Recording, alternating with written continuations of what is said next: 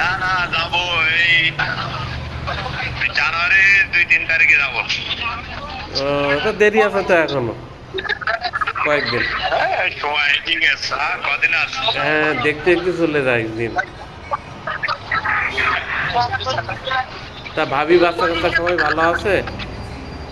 হ্যাঁ ভাবি বাচ্চা কাচ্চা সবাই ভালো আছে? ইনশাল্লাহ।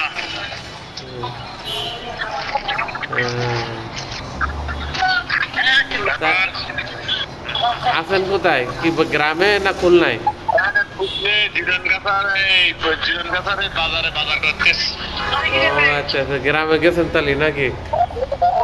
হ্যাঁ ও, আপনার ওই বড় ভাই আজমির ভাই কি এখনো ওই ব্যবসা করে?